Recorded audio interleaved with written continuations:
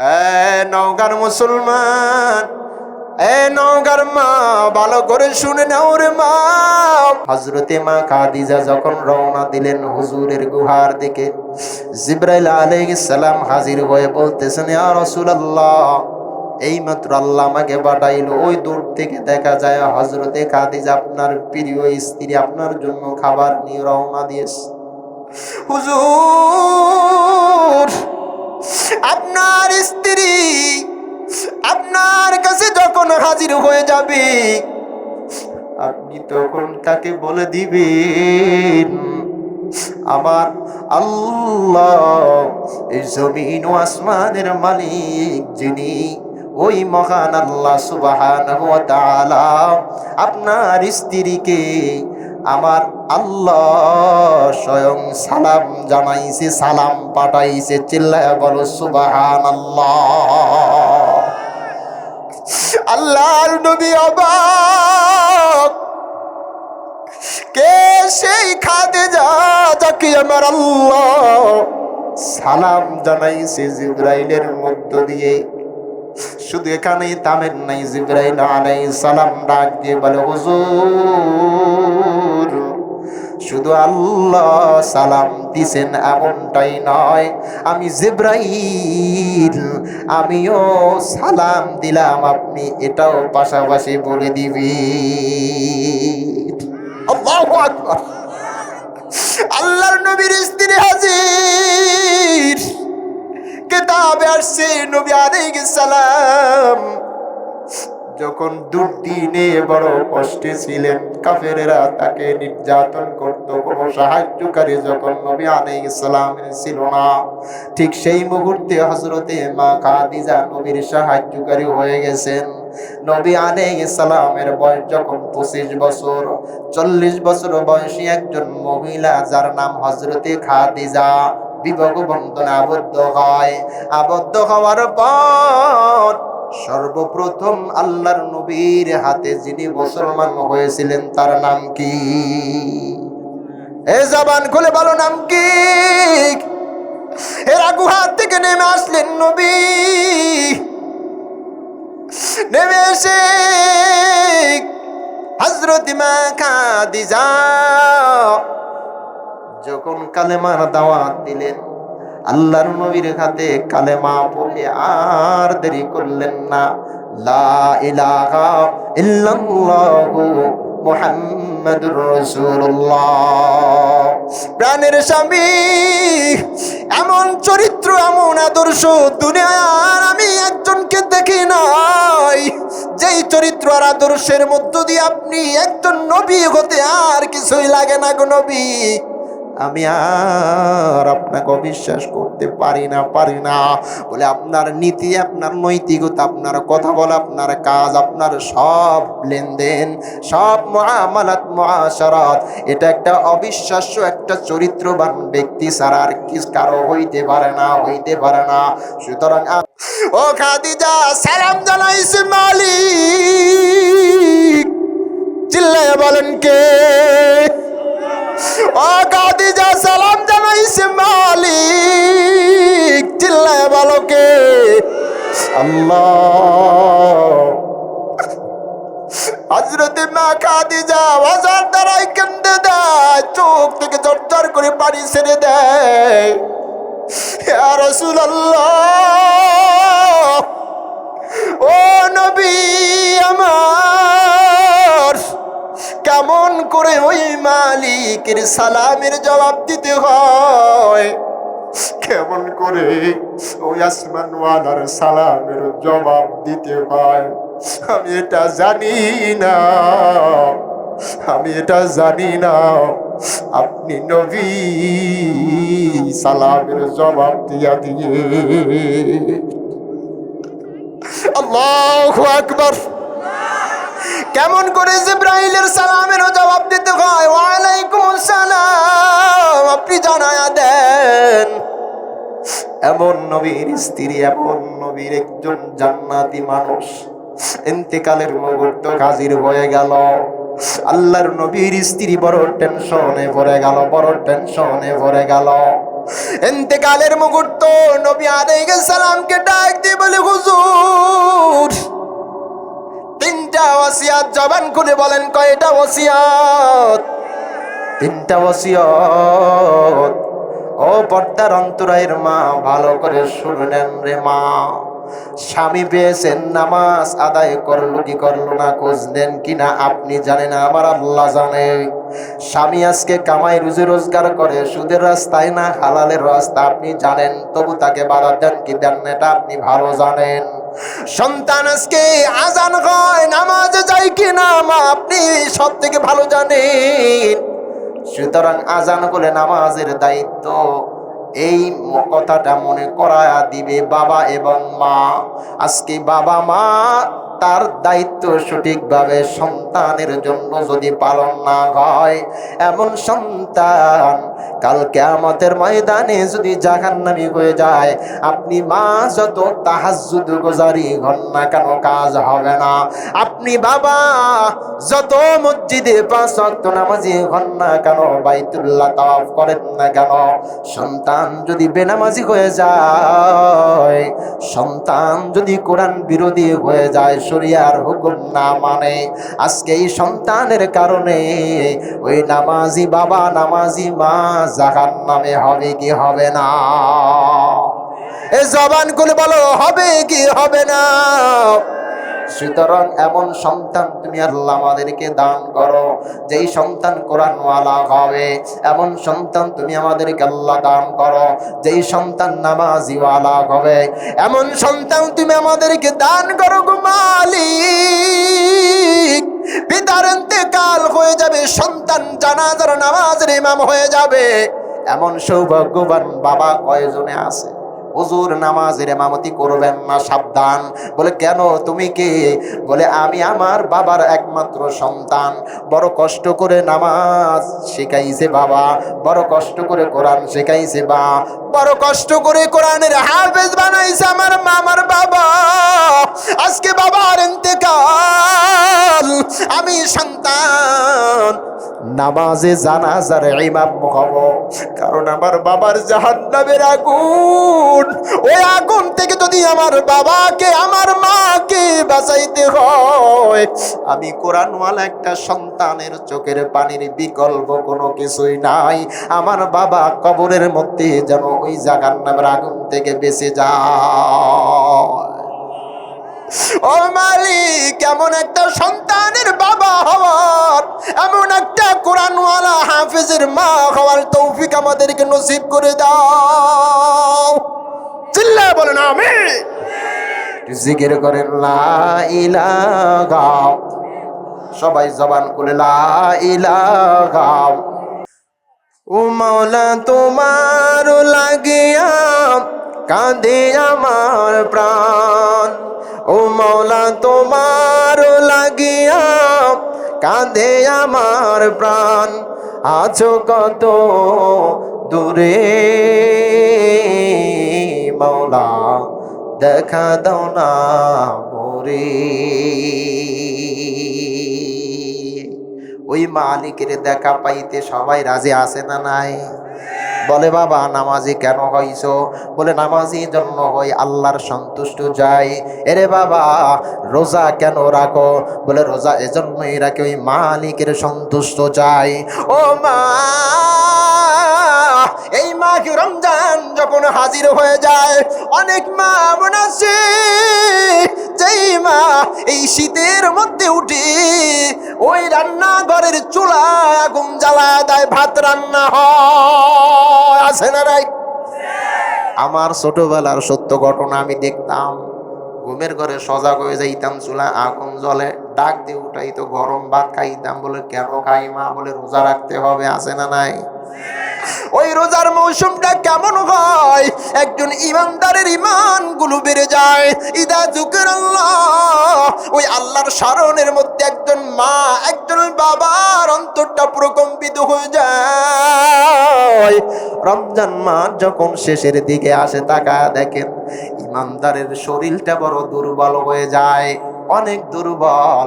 এই দুর্বল শরীরে ঈদের দিন যদি কেউ বলে ভাই অনেক দিন চলে গেল রোজার মাসটা, এখন একটু মিষ্টি মুখ করা উচিত কিনা? বলে হ্যাঁ, তাইলে একটু আসেন আমার ঘরে। বলে না না এ ভাই আমার শরীরটা বড় দুর্বল। এই রোজার মাস, না খাওয়ার মাস, রোজা রেখে কষ্ট করে সময়গুলো অতিবাহিত করেছি। আমার এই মুহূর্তে মিষ্টি খাওয়ার মতন রুচি নাই, আছে না নাই? জবান খুলে বলো, আছে না নাই? এ রোজার মাঠ যখন ইমানদারের সামনে থেকে বিদায় নেয়, এমন এমন ঘটনা শোনা যায়। রোজার মাস শেষ হওয়ার পরে হুজুর খাইতে পারি না। বলে কেন পারি না? বলে আমার মন চায় আরো যদি 5টা দিন 10টা দিন রোজা বাড়ায় দিত আমার মালিক, তাহলে আমার কলিজাটা ঠান্ডা হয়ে যাইতো কি যাইতো না? আরো জোরে বলো, যাইতো কি যাইতো না? বলবো না বলা যায় নাকি মাহে রমজানের স্মৃতি। আল্লাহর কোরআন পবিত্র কালাম, আল্লাহর পবিত্র কালাম, এ মাসেই হয়েছে তার আগমন। ঠিক না? আল্লাহর কোরআন কয় বছর ধরে আসছে? 23 বছর ধরে আল্লাহর নবীর উপরে নাজেল হয়েছে। আল্লাহ আমাদের কথাগুলো বোঝার তৌফিক দান করুন। ওই যে বলেছিলাম হুজুর মনে বড় ব্যথা, কোটি কোটি টাকার সম্পদ, কোনদিন জবাব চাই না। ইয়া রাসূলুল্লাহ, কোন কাজে আমার সম্পদগুলো ব্যয় করেছেন একটু জবাব দেন। আল্লাহর নবী ফেলফাল করে তাকায় আছে স্ত্রী খাদিজার দিকে। পরনে সেরা জামা, আল্লাহর নবী ডাক দিয়ে বলে, ও খাদিজা, কোনদিন একটা ভালো পোশাক আমার কাছে দাবি করলে না, কোনদিন একটা ভালো খাবার আমার কাছে চাইলে না। বলে খাদিজা, কেন তুমি কোনোদিন কিছু চাইলা না? আমি এই প্রশ্নটাও কোনোদিন করি নাই। বলে কে খাদিজা? নবীদের দাওয়াতের জন্য বাহিরে ঘুরে, ওই সূর্যের আলো নিভে যায়, দিনের আলো নিভে যায়, দুনিয়ার সব মা বিছানায় ঘুমায়া যায়, কিন্তু আমাদের মা জান্নাতি মা খাদিজা রাদিয়াল্লাহু তাআলা তিনি আর ঘুমাইতো না। বলে কেন ঘুমায় না? বলে দিনের নবী, মায়ার নবী দিনের কাজের জন্য বাইরে ঘুরে। ও নবী হুজুর, বাহিরে রেখে কেমন করে আপনাকে বাহিরে রেখে আমি খাদিজা ঘুমা যাই? নবী দরজায় আওয়াজ দেয় অথবা করাঘাত করে হযরতে খাদিজা, অমনি দরজাটা খুলে দেয়। কিরে খাদিজা, ঘুমাও না? বলে হুজুর, আমি খাদিজা যদি ঘুমায়া যাই, আপনি আখিরি জামানার পয়গম্বর, দিনের নবী, মায়ার নবী, দরজার কাছে এসে আমাকে ডাক দিবে, আর আমি খাদিজা বিলম্বিত যদি হয়ে যায় দরজাটা খুলতে, তাহলে আবার আল্লাহর আরশ কেঁপে যাবে। ইয়া রাসূলুল্লাহ, আপনাকে বাইরে রেখে কেমন করে ঘুমাই গো নবী? আর এখন অনেক মা আমার এমন আছে, স্বামী ঢাকায় কাজ করে, বাড়িতে আসে শুনছি রাত 11টা 12টা বেজে যাবে, বিছানায় এমন ঘুম দেয়, দরজায় এসে ডাক দেয়, মোবাইল দেয়, কল দেয়, বলাবলি চিল্লা পাল্লা করে, তবু দরজাটা খুলে না। কারণ কি? মা ঘুমায়া যায়, স্ত্রী ঘুমায়া গেছে, আছে না নাই? এ পর্দার অন্তরায়ের মা,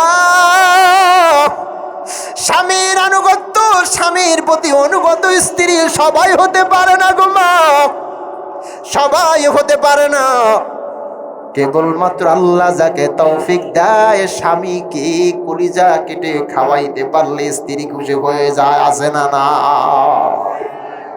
আবার স্বামী এমন আছে, আমি যা খাই যা পরি যেই দিকে যাই, আমার স্ত্রী ঘরে থাকে, কোথাও যায় না, কোথাও যেতে পারে না, পর্দার মধ্যে চলে। আদর্শবান স্বামীর দায়িত্ব আমার স্ত্রীর জন্য আমি যা খাই আমার স্ত্রীকেও তা খাওয়াবার জন্য সর্বোচ্চ দিয়ে চেষ্টা চালায়, এমন স্বামী আছে না নাই? এ জবান খুলে বলেন আছে না নাই? আল্লাহর নবীকে বলতেছে, হুজুর আমার ইন্তেকাল যেই দিন হয়ে যাবে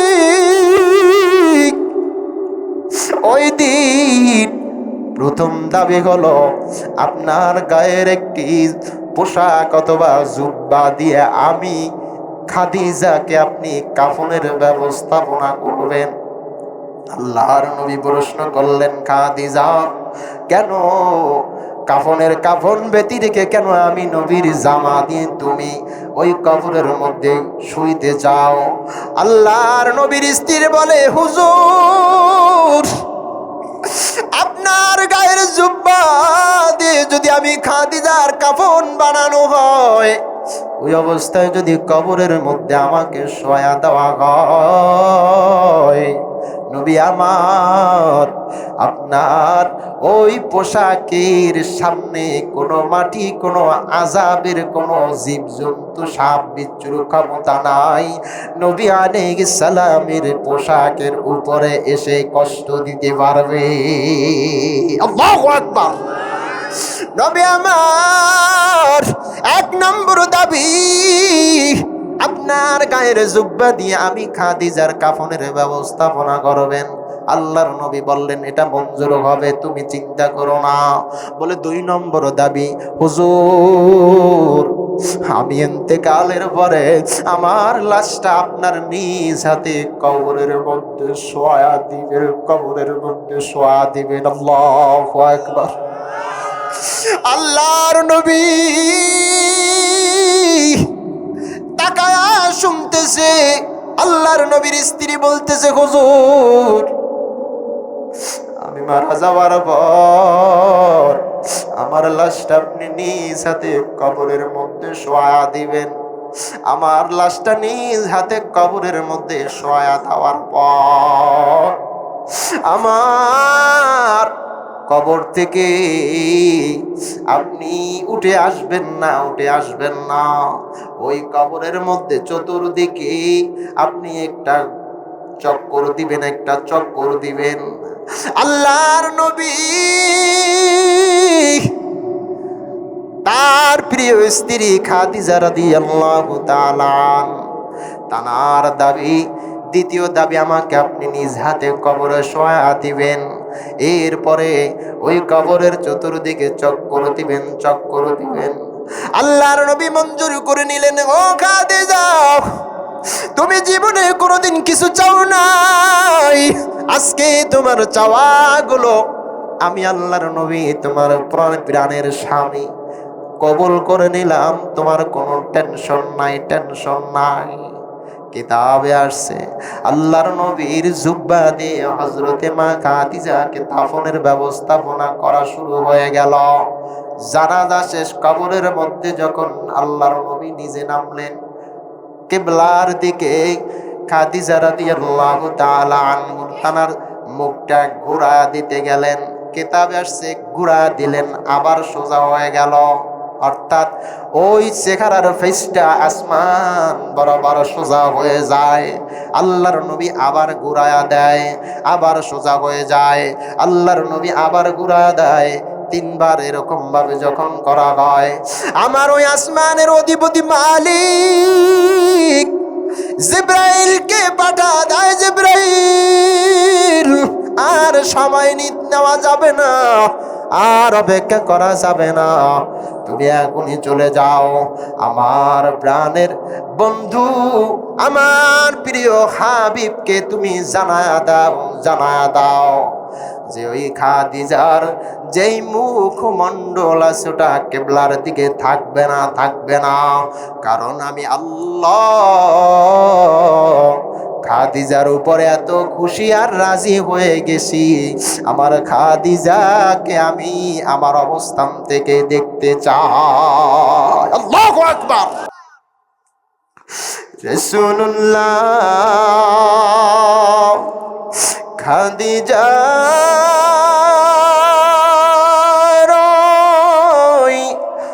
অধীনে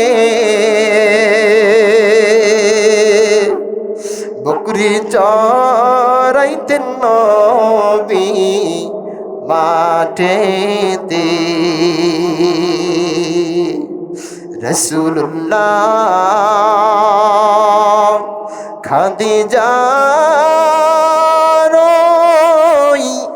অধীনে বকরি চরাইতেন নবী মাঠেতে এমন সময়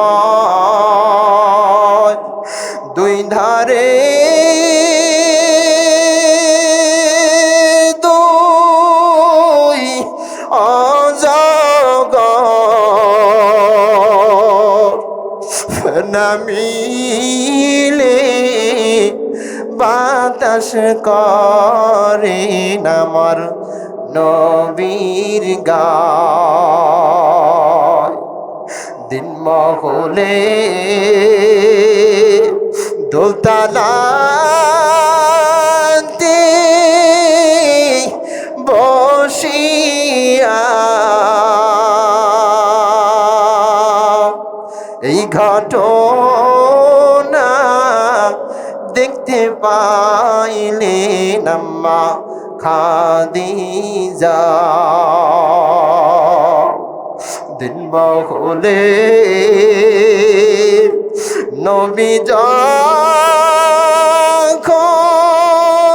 ফিরে আসিল কেন্দে কেন্দে খাদিজা আম্মা নবীর পায়ে পড়ে জানো মালো দান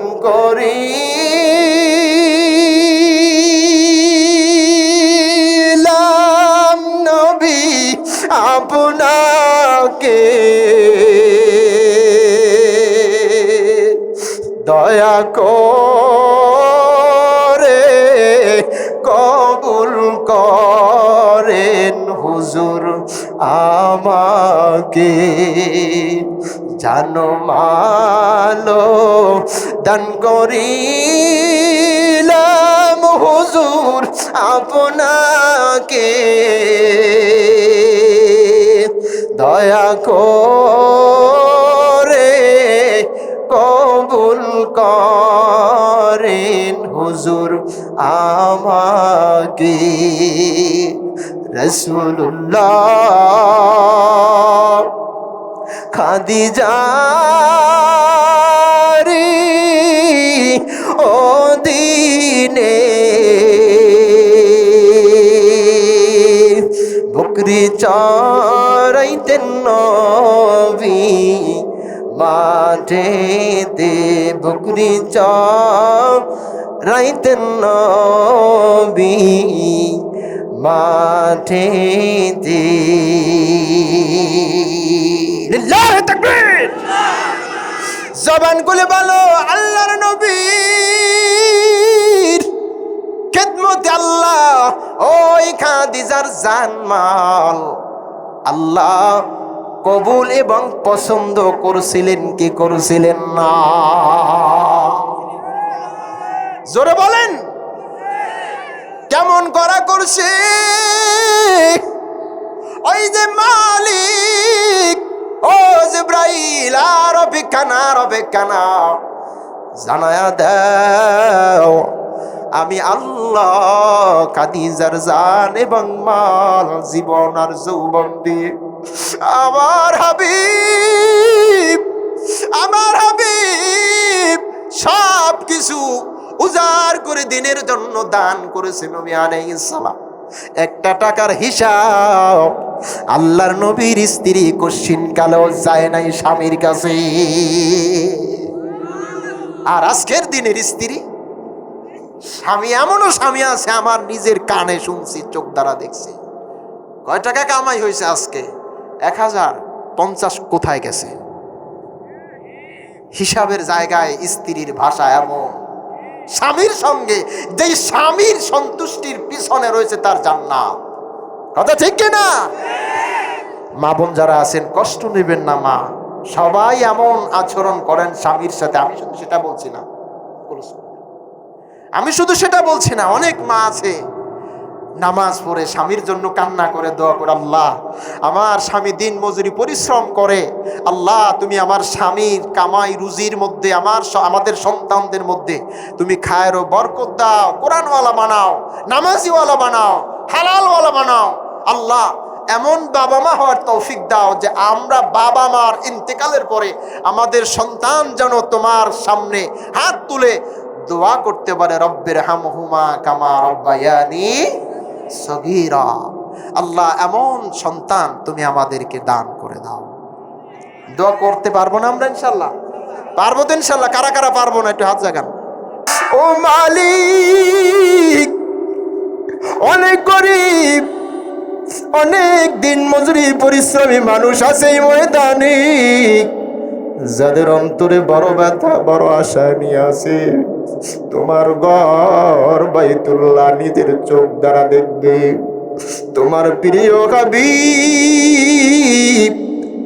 যেই পয়গম্বর, যেই নবী আলাইহিস সালাম সুপারিশ ব্যতীত কোন উম্মত জান্নাতে যেতে পারবে না, এমন মায়ার নবীর রওজা মুবারক চোখ দ্বারা দেখে একটু অন্তরের প্রশান্তি টানার ইচ্ছা অনেকের আছে। যাদের অন্তরে ইচ্ছাগুলো আছে আল্লাহ তুমি মৃত্যুর আগে একবার হলেও মনের আশাটা পূর্ণ করে দাও। হাত নামায় দেন। মনে বড় আশা ছিল যাব মদিনা, সালাম আমি করব গিয়ে, সালাম আমি করব গিয়ে নবীর রওজা।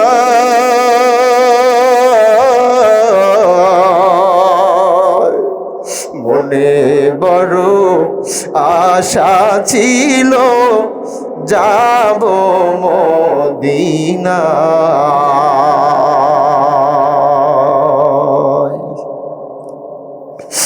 আল্লাহর নবী বলে আজান হয় আর দুনিয়ার জমিদারগিরি চলবে না, মা বোনেরা রান্নাঘরের চুলা রান্নার চলবে না, যুবক মোবাইল আর চলবে না, ব্যবসায়ী যারা ব্যবসার দোকান আর চলবে না, গাড়ির ড্রাইভার যারা গাড়ির ড্রাইভিং আর চলবে না। বলে কেন চলবে না? আল্লাহর কোরআন বলে দানু দিয়ালিস সালাত, আজানের আওয়াজ যখন কানে পৌঁছায় যায় সঙ্গে সঙ্গে তোমরা নামাজ আদায়ের জন্য প্রস্তুতি নিয়ে নাও। এটা কেবল তার মাধ্যমে সম্ভব যার সিনার মধ্যে জেগেনের মধ্যে মৃত্যু নামক শব্দের চিন্তা ফিকির কাজ করে। কথা বলেন ঠিক কিনা? আজকে বিরুদ্ধ হয়ে গেছে সন্তান লাব্বাইক হাজির। তিনজন সন্তান ডাক দিয়ে বলে ও আমার সন্তান। বাবা তাদেরকে ডাক দিলেন, সন্তান তিনজন হাজির হয়ে গেছে। বলে আমার এই বিপদ, এমন অসুস্থতা আল্লাহ দিয়েছি, হয়তোবার কিছুদিন আল্লাহ দুনিয়ায় রাখবে, কিন্তু স্থায়ীভাবে থাকারও সুযোগ নাই, চলে যেতে হবে। বলে আমি তিনজন সন্তানকে তিনটা প্রশ্ন করব, জবান করে আওয়াজ দিবে আমি বাবা, আমার জন্য তোমরা তিনজন সন্তান কি করতে পারবে? বড় সন্তান ডাক দিয়ে বলে বাবা, আমি আপনার বড় সন্তান, আপনার মৃত্যু আসার আগ মুহূর্ত পর্যন্ত যত ওষুধ লাগবে, যত টাকার ব্যবস্থা করতে হবে, টাকা লাগবে, ওষুধ লাগবে, সব কিছুর ব্যবস্থাপনা আমি বড় সন্তান আপনার। এই দায়িত্ব আমি নিয়ে নিলাম, এই দায়িত্ব আমি পালন করব। বাবার অন্তরটা বড্ড খুশি হয়ে গেছে, বড় সন্তান আমার, ওষুধ পানি টাকা পয়সা যা লাগবে তার দায়িত্ব বড় সন্তান কাঁধে নিয়েছে। বাবার কলিজাটা ঠান্ডা হয় না, অস্থির হয়। এ জবান খুলে বলেন, এ কথা শুনলে বাবা ভালো লাগে না খারাপ লাগবে? ভালো লাগবে।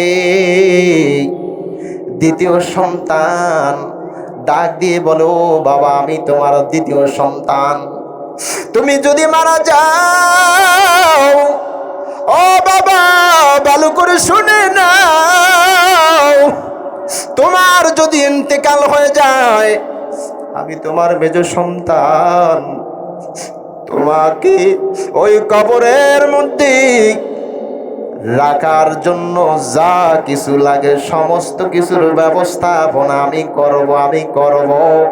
তোমার জন্য কোনো টেনশন নিতে হবে না, হবে না। এই পর্দার অন্তরায়ের মা, এই যুবক ভাই, দাড়ি ভাগা মুরব্বী, প্রতিদিন আয়োজন হবে না, ভালো করে একটু কথাগুলো বুঝে নেন। ওলামায়ে কেরাম বুঝের জন্য বলে থাকেন, দ্বিতীয় সন্তান দায়িত্ব নিলেন বাবার ইন্তেকাল হয়ে গেলে তোমার দাফন কাফন করতে যা কিছু লাগে, কবর কোসা, কাফনের ব্যবস্থা করা, তোমার জানাজার ব্যবস্থা করা, সব কিছুর দায়িত্ব কে নিলেন? মেজ সন্তান। এবার ছোট সন্তানের পালা। বাবা ডাক দিয়ে বলে, আমার সন্তান,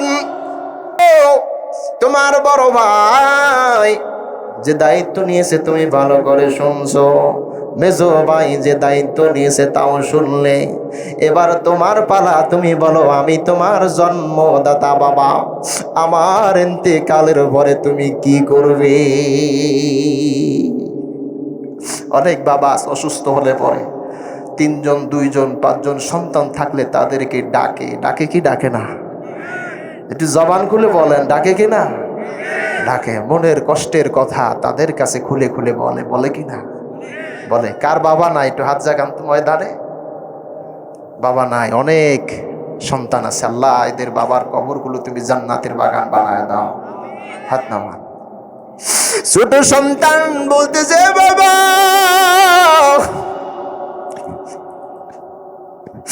বড় ভাই যে দায়িত্ব নিয়েছে অনেক ভালো দায়িত্ব, মেজো ভাই যে দায়িত্ব নিয়েছে আরো ভালো দায়িত্ব, কিন্তু আমি তোমার ছোট সন্তান, আমি দায়িত্ব নিয়ে দিলাম, তোমার যখন অসুস্থ জীবন শেষ হয়ে যাবে, মৃত্যু বরণ করবে, কবরে তোমার লাশটা যখন রেখে সবাই চলে আসবে, ও বাবা ওই মাটির কবর বড় অন্ধকার, পোকামাকড়ের ঘর, ওই জায়গায় কোনো সাথী থাকবে না, কোনো বাতি থাকবে না, চারদিকে মাটি থাকবে, ডানে মাটি, বামে মাটি, নিচে মাটি, 3 দিকে মাটি, উপরে বাঁশের ছাউনি দিয়ে আবারও মাটি দেওয়া হবে। বাবা তোমার ইন্তেকালের পর অন্ধকার কবরের মধ্যে যখন তোমাকে সহায়া দিবে, তোমার ওই বিপদের দিন আমি তোমার ছোট সন্তান, ওই বিপদের দিনে ওই অন্ধকার কবরে তোমাকে একা একা ফেলি, আমি তোমার ছোট সন্তান কশিন কালেও দুনিয়ায় আসবো না, মাটির উপরে আসবো না, আমি তোমার ছোট সন্তান, আমি তোমাকে জান্নাতে নেওয়ার আগ মুহূর্ত পর্যন্ত আমি তোমার ছোট সন্তান, তোমার সহযোগিতাকারী হয়ে যাব। চিল্লায় বল আল্লাহু আকবার। এবার আমার প্রশ্ন, 3 জন সন্তান যদি কেউ বুঝে থাকেন একটু জবান খুলে বলবেন, হুজুর এই 3 জন সন্তানের মধ্যে প্রকৃত কোন সন্তানটা বাবার উপকারে আসলো? জবান খুলে বলেন কোন সন্তান? ছোট সন্তান মুফাসসিরিন কেরাম ভালো করে বোঝায়। এবার আসেন বড় সন্তানের পরিচয় নেন। এ বাবা, তিনজন সন্তানের উদাহরণ তেমন ভাবে দিয়েছেন মুফাসসিরিন কেরাম। বড় সন্তানের পরিচয় হলো দুনিয়ার সম্পদ,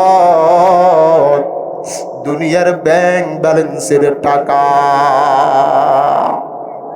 তুমি যতক্ষণ জীবিত আছো, তুমি যতক্ষণ সুস্থ আছো, অসুস্থ হও, তোমার অসুস্থকালীন ট্রিটমেন্ট চালাবে তোমার অর্থ। এই অর্থটা হতে পারে নগদ টাকা, এই অর্থটা হতে পারে নগদ টাকা নাই জমি আছে, টাকা নাই জমি বিক্রি করে বাবার চিকিৎসা চালাইতে হবে। বলে টাকা যতক্ষণ আছে বাবার চিকিৎসা চলবে, বাবার চিকিৎসা চলবে। আর এই টাকাই হলো তোমার আমার বড় সন্তান। কথা ঠিক আছে? দ্বিতীয় সন্তানের পরিচয় নাও। দ্বিতীয় সন্তানকে মুফাসসিরিন কেরাম বলে দ্বিতীয় সন্তানের পরিচয় হলো আমার আপনার স্ত্রী, আমার আপনার কি? এ জবান খুলে বলেন কি? দ্বিতীয় সন্তান হলো আমার আপনার ছেলে মেয়ে। দ্বিতীয় সন্তান হলো আমার আপনার বাবা মা। দ্বিতীয় সন্তান হলো আমার আপনার প্রতিবেশী। দ্বিতীয় সন্তান হলো আমার আপনার দলের কর্মী ভাই। দ্বিতীয় সন্তান হলো এই এলাকার গণ্যমান্য ব্যক্তিবর্গ, গণ্যমান্য ব্যক্তিবর্গ। বলে দ্বিতীয় সন্তানের পরিচয় হলো দুনিয়ার মানুষ। এই মানুষ আপনি যতক্ষণ আছেন আপনার পাশে ততক্ষণ থাকবে। দ্বিতীয় সন্তান হলো আপনার আপনজন। ওই যে বলেছিল বাবা ইন্তেকাল হয়ে গেলে আপনার দাফন কাফন করতে যা লাগে আমি দ্বিতীয় সন্তান এই দায়িত্ব আমি নিয়ে নিলাম। আপনজন মারা যাওয়ার সঙ্গে সঙ্গে দাফন করা হবে। ওই দাফন করার মুহূর্ত পর্যন্ত আপনার দ্বিতীয় সন্তানের ভূমিকা পালন করবে কারা? কারা? এক কথায় আপনার আমার আপনজন, প্রতিবেশী, এলাকাবাসী।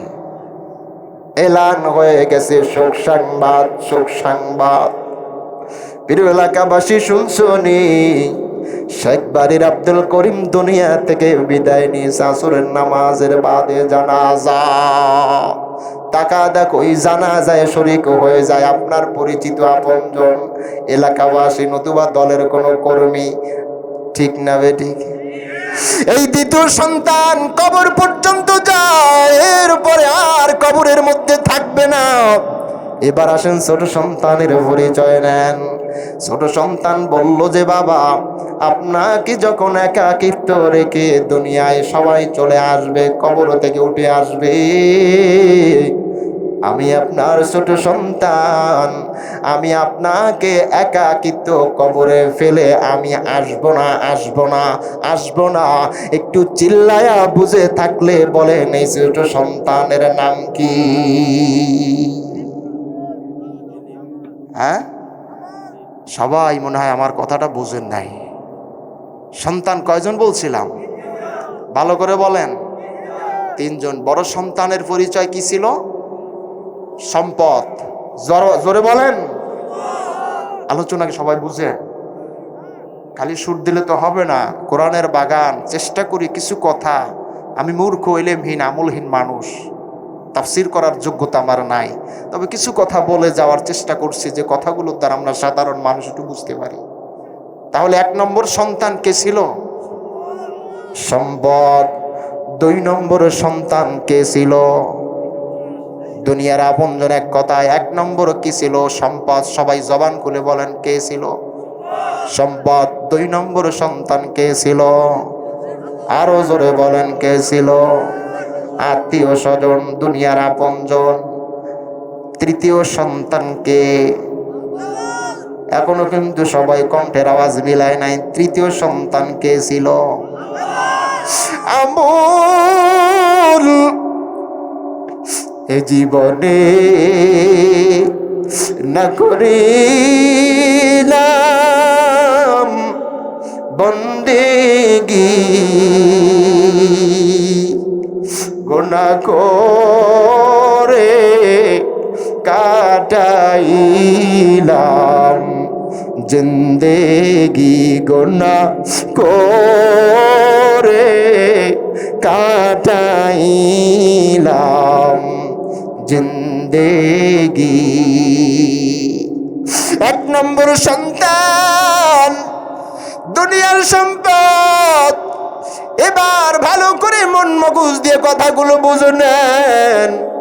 বড় সন্তান হলো সম্পদ, অথচ আজকে আমাদের সমাজের কালচার হলো এটা, আমাদের দলের কালচার হলো এটা, আমাদের পরিবারের জিম্মাদারি দায়িত্ব যিনি পালন করেন তার কালচার হলো এটা।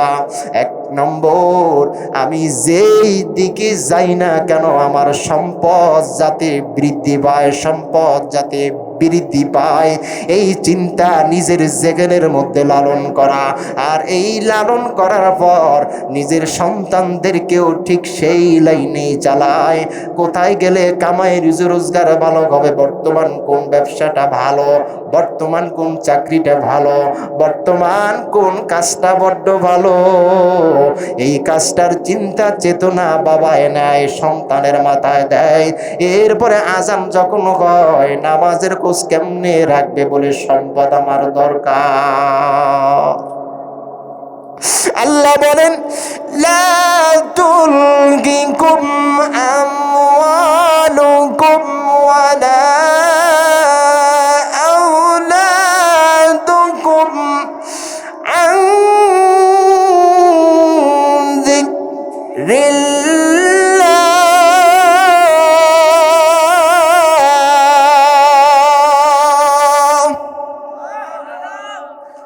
हकीकत से तो दुनिया भी खबर गाए, दुनिया की नुमाइश बर नजर गाए। नमी गोयाम के आज दुनिया जुदा बाश भवर कारे के बाशी बा खुदा बाश। দুনিয়ার খবর নাই, আখিরাতের খবর নাই, আছে শুধু সম্পদ আহরণের খবর, আছে শুধু টাকা কামাইয়ের চিন্তা আর ধান্দা। এই শ্রেণীর মানুষের অভাব কম না বেশি? এই জবান খুলে বলেন কম না বেশি? বেশি। আজকে সম্পদের লোভে পড়ে আল্লাহর জিকির ভুলে গেছে, সম্পদের লোভে পড়ে আল্লাহর কোরআনের হুকুম আর কোরআনের আইন ভুলে গেছে। সম্পদের লোভে পড়ে আজকে অন্ধ দলের গোলামির পিছনে নিজের জীবন যৌবন বিসর্জন দেওয়ার জন্য উঠে পড়ে চলছে। আছে না নাই?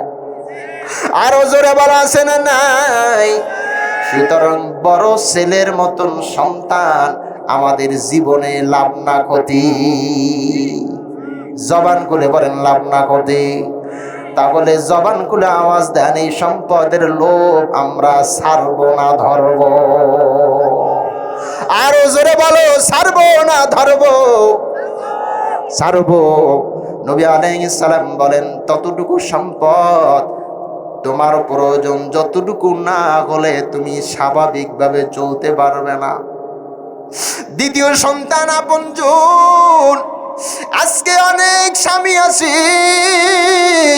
কাজে চলে যায়, যদি কাজের মধ্যে যায় তার স্ত্রী, আমার মা আছেন, অনেক বোনেরা আছেন, বাবা তোমার আজান বলে তুমি নামাজ আদায় করে নিও।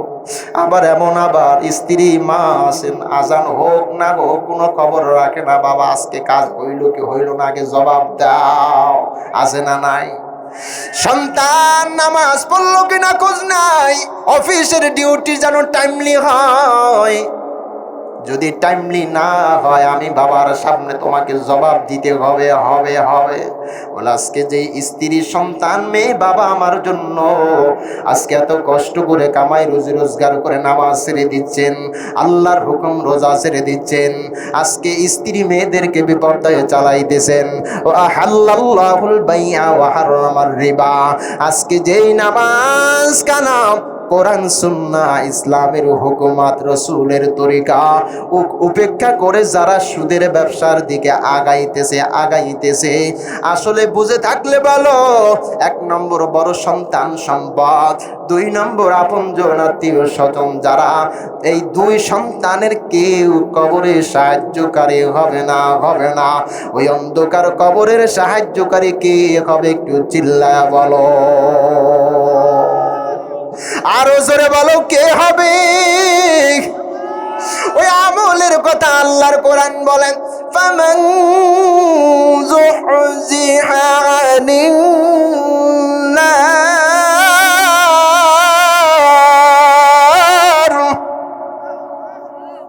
জাহান্নাম থেকে যদি বাঁচতে হয়, কি থেকে বাঁচতে হয়? জবান খুলে বলেন কি থেকে বাঁচতে হয়? জাহান্নাম থেকে যদি বাঁচতে হয়, ওয়া উদখিলাল জান্নাহ, বাঁচার শাব্দিক অর্থ হলো মুক্তি, আর সেই মুক্তি যদি পাইতে হয় জান্নাতে যাওয়া লাগবে, জান্নাতি হওয়া লাগবে। আল্লাহর কোরআন বলে মানুষ যখন জাহান্নাম থেকে জান্নাতি হয়ে যাবে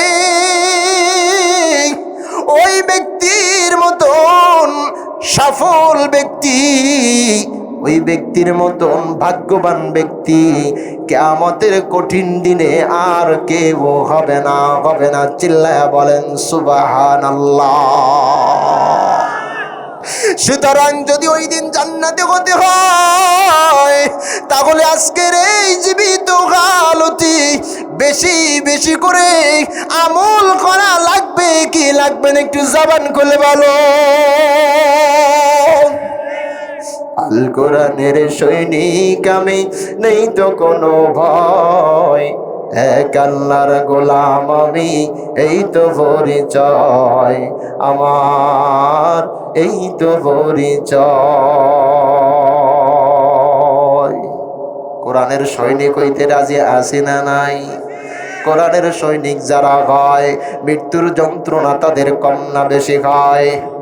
আরো জোরে বলো কম না বেশি হয়? এই যে কিছুদিন আগে হাদিক শরীফ ওসমান হাদিক বরিশাল বিভাগের জালকাঠি জেলার নলছিটি থানায়, আমি যেই জালকাঠির দিকে আপনাদের এখানে আসছি সেই জালকাঠি জেলার নলছিটি থানায় এই যুবকের বাসা। আজকে তাকা দেখো মোবাইলের ভিতরে বাদ নাই হাদির মৃত্যুর ঘটনা যে প্রচারিত হয় নাই, টিভির মধ্যে দেখো প্রচারিত হয়েছে কি হয়েছে না।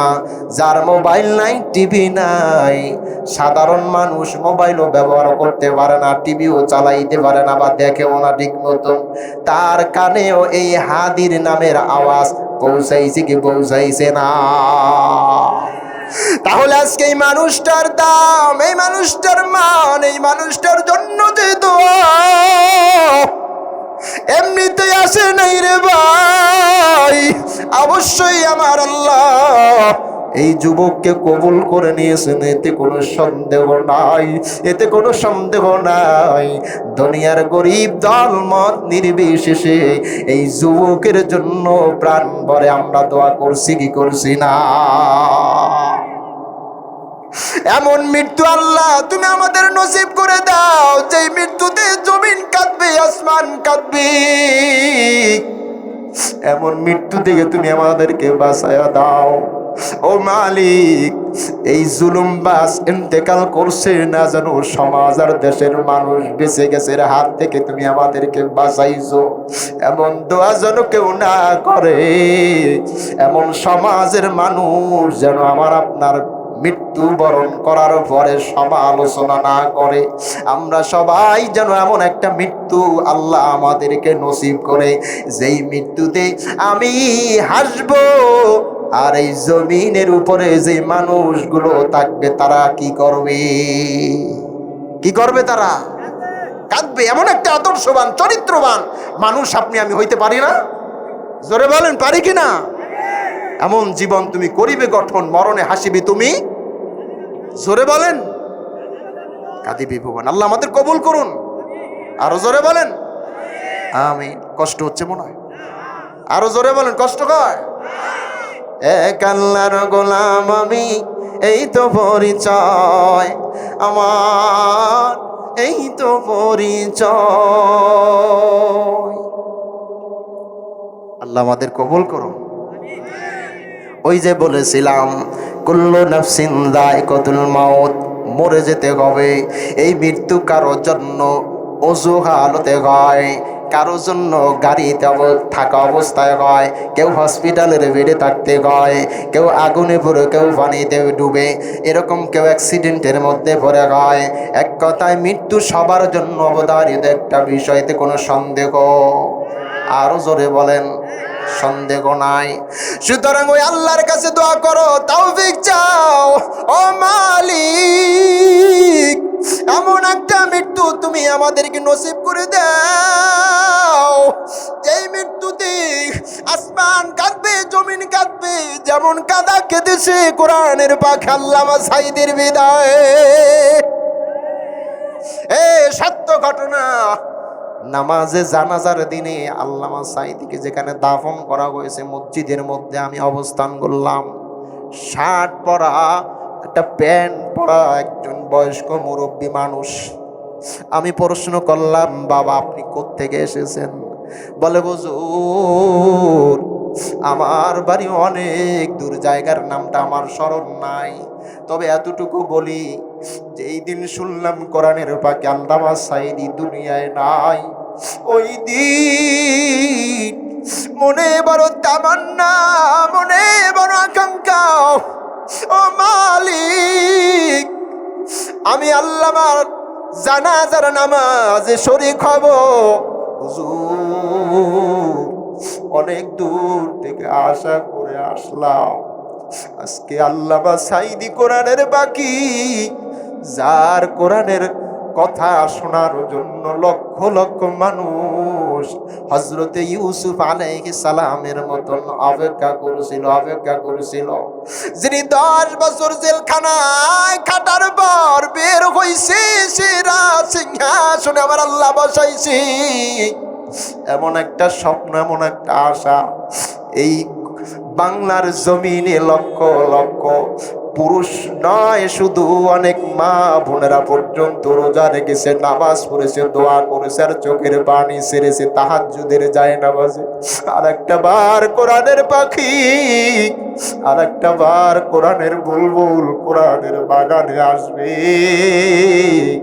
কোরআনের পাখি কোরআনের কথাগুলো খুলে খুলে বলবে, আর গোটা উম্মত তার কথাগুলো শুনবে।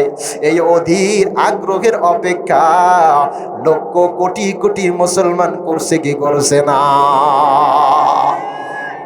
ও মালিক, দুনিয়ায় আকাঙ্ক্ষা আমাদের পূর্ণ হয় নাই, তবে জান্নাতের বাগানে এই আকাঙ্ক্ষা তুমি আমাদের কবুল করে নাও। লিল্লাহি তাকবীর। কোরআন সুন্নাহর আলো, কোরআন সুন্নাহ যেখানে, সুদ ঘুষ যেখানে, নারায়ে তাকবীর। ও মালিক, নবী আলাইহিস সালাম বসে আছেন, হযরতে মা খাদিজা, কি নাম? ভালো করে বলেন কি নাম? আর বেশি সময় নেব না, একটি হাদিস বলে ইনশাআল্লাহ মোনাজাত দিব। একটু সময় থাকা যাবে তো? এই হাদিস বলেই মোনাজাত দিব, থাকবেন তো ইনশাআল্লাহ? যাক, উপস্থিত আলহামদুলিল্লাহ অনেক ভালো, কারণ এই যে কনকনে শীত, এতেও আপনারা বসে আছেন, এটা আল্লাহর অশেষ রহমত, ঠিক কি না ভাই? আলোচনা কি বুঝতেছেন আপনারা? কষ্ট হচ্ছে না তো? তাহলে একটু জিকির করি, লা ইলাহা, জবান খুলে লা ইলাহা।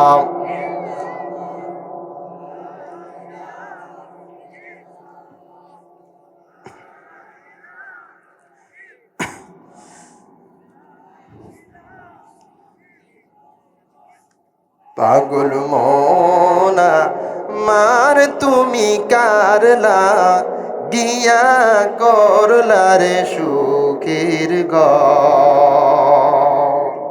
পাগল মোনা মার তুমি কারলা গিয়া করলা রে সুখের ঘর।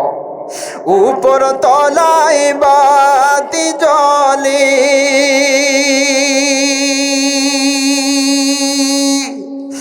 উপর তলায়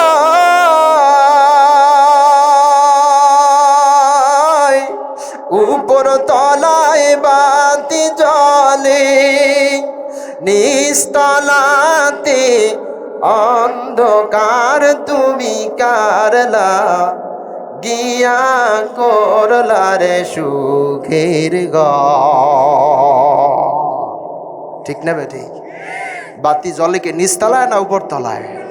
কত অন্ধকার কবর, সেখানে থাকতে হবে আমাদের। আল্লাহ ওই অন্ধকার জায়গা আমাদের আমলের দ্বারা আলোকিত করার তৌফিক দান করুন।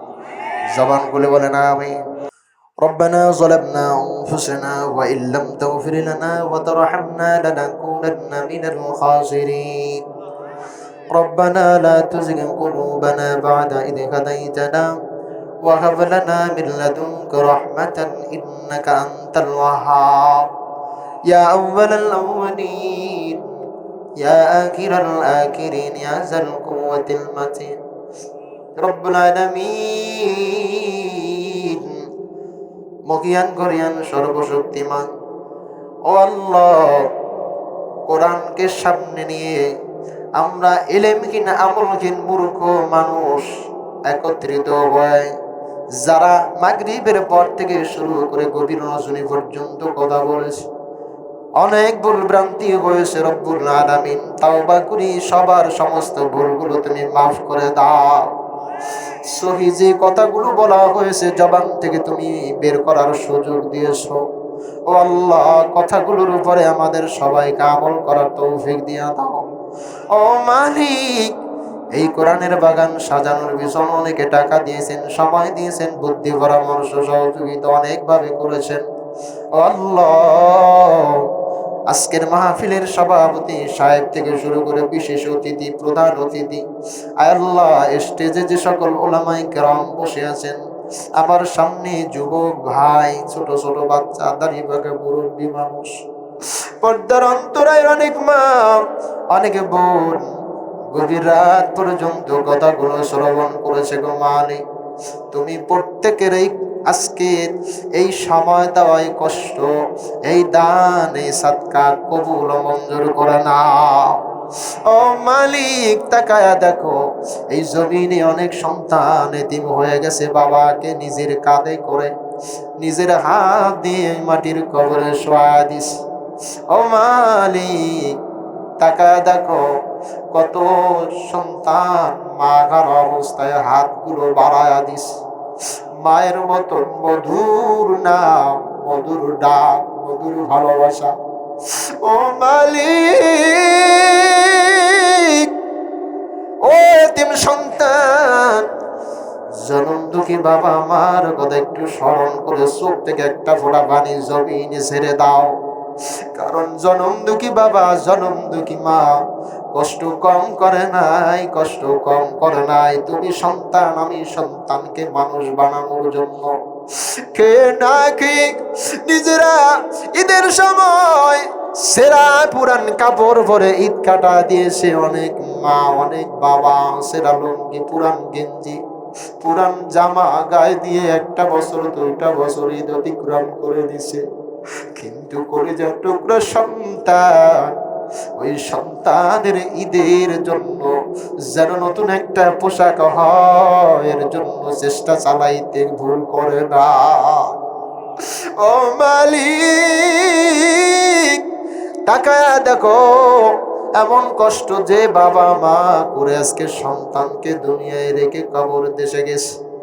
আল্লাহ, এই মাহফিল থেকে যাওয়ার পর অনেকে মা বলে ডাক দিতে পারবে না, কারণ মা তো আর জীবিত নাই। অনেকে বাবা বলে ডাক দিতে পারবে না, বলে কেন? বলে বাবা আর দুনিয়ায় নাই। ওই বাবা নামক সূর্য যার অস্তে চলে গেছে, মা নামক চাঁদ যার জীবন থেকে একবার হারিয়ে গেছে, অস্তে চলে গেছে। আর দুনিয়ায় মা মা বলে ডাক দিলে, শত যন্ত্রণায় সন্তান ভুগলেও, শত অসুস্থতায় পড়লেও একটা বার মা পাশে এসে বলবে না, সন্তান তোর শরীরটা কেমন আছে? শত অভাবে, শত অসুস্থতার গ্লানির মধ্যে হাবুডুবু মুখায় সান্ত্বনা দেওয়ার মধ্যে আছে কিছু ভাই। বাবা বলতেছে, তাক মন খারাপ করিস না। অনেক সময় বাবা সন্তানকে লাঠি দিয়ে আঘাত করেছি, আর বলেছে ঘরে তোর জায়গা নাই, বের হয়ে যা। বাবার কঠোরতা সন্তান দেখলো, মন খারাপ করে ঘর থেকে নেমে গেল। দিনের আলো যখন নিভে যায়, সন্তানের জন্য আর কোনো জায়গা হয় না। ওই বাবার তৈরি করা ঘরের জায়গায় সন্তানের জন্য জায়গা হয়ে যায়। বাবা অভিমান করে বিছানায় পিঠ লাগায়, আর স্ত্রীকে ডাক দিয়ে বলে, আজকে সন্তানটাকে অনেক কষ্টে মরে আঘাত করেছি, সন্তান ঘর থেকে নেমে গেছে, পিছনের দরজাটা খুলে দাও। দুপুরে কি খাইছে না খাইছে, রাতের বেলা আর ঘর ছাড়া কোথাও জায়গা নাই, ঘুমাইবে। মা পিছনের দরজা খুলে হারিকেনের আলো টিম টিম করে জ্বলে, অথবা পিছনে ল্যাম্পের বাতি টিম টিম করে জ্বলে। ঘন্টা যায়, ঘন্টা যায়, কখন আমার বুকের মানি ঘরে আসবে আর মা বলে ডাক, ও আল্লাহ, এত মায়ার এত ভালোবাসার মানুষ আর কোথায় পাই বলো? ও আল্লাহ, স্বার্থের ভালোবাসার মানুষের অভাব হয় না, অভাব নাই, কিন্তু বিনা স্বার্থে যদি কারো ভালোবাসা পায়, সেই ভালোবাসার জায়গায় দুইটা নাম স্থান পায়, একটা হলো মা আর একটা হলো বাবা। সারা জীবন খালি দিয়ে যায়, মরার সময় কিছু নিতে পারে না, কিছু নেয় না। এর নাম হলো বাবা, এর নাম হলো মা। ও আল্লাহ, গভীর রজনীতে নওগাঁর জমিনে বসে অনেক এতিম সন্তানদের নিয়ে, ওলামায়ে কেরামদেরকে নিয়ে, পর্দার অন্তরা মা বোনদেরকে নিয়ে হাত বাড়াইছি। তুমি আমাদের প্রত্যেকের জীবনের ছোট বড় গুনাহগুলো মাফ করে দাও। বাবা মা যাদের কবরের আযাবগুলো মাফ করে দাও। বাবা মা যাদের জীবিত অসুস্থ, তুমি তাদেরকে সুস্থতার সাথে নেক হায়াত দারাজ করে দাও। ও আল্লাহ, দেশের জন্য, দেশের মানুষের জন্য যারা জীবন দিল, তাদেরকে তুমি শাহাদাতের উঁচু মাকাম দান করে দাও। কোরআনের পাখি সহ যারাই দিনের জন্য, ইসলামের জন্য, কোরআনের জন্য শাহাদাতের পেয়ালা পান করেছে, ওসমান হাদি সহ, আয় আল্লাহ, শহীদ আবরার সহ, রব্বুল আলামিন, বৈষম্য বিরোধী ছাত্র আন্দোলনে যারা জীবন দিল, আল্লাহ সবাইকে তুমি মাফ করে দাও। ও মালিক, স্বাধীন দেশে স্বাধীন পতাকা উড়বে, বিনদেশী শকুনের নজর থেকে আমার দেশকে তুমি বাঁচায়া দাও। ও আল্লাহ, যারা ন্যায় এবং ইনসাফের স্বপ্ন দেখে কোরআনের রাজ কায়েম করার জন্য চেষ্টা চালায় জান মাল দিয়ে, আল্লাহ তুমি তাদেরকে পরিপূর্ণ সাহায্যের হাত বাড়ায়া দাও। ও মালিক, ষড়যন্ত্রকারীর ষড়যন্ত্র থেকে, জালেমের জুলুম থেকে, শয়তানের শয়তানি থেকে, সন্ত্রাসীদের সন্ত্রাসী থেকে, অত্যাচারীদের অত্যাচারী থেকে তুমি আমাদেরকে হেফাজত করে নাও। اللهم إنك عفو كريم تحب العفو فاعف عنا. اللهم ارزقني شهادة في سبيلك واجعل موتي في بلد رسولك. اللهم حاسبنا حسابا يسيرا. اللهم إياك نعبد وإياك نستعين. اللهم اهدنا الصراط المستقيم صراط الذين أنعمت عليهم غير المغضوب عليهم ولا الضالين. সুবহানা রাব্বিকা রাব্বিল ইজ্জাতি আম্মা ইয়াসিফুন ওয়া সালামুন আলাল মুরসালিন والحمد لله رب العالمين وجعلنا آخر كلامنا عند الموت لا إله إلا الله محمد رسول الله صلى الله عليه وسلم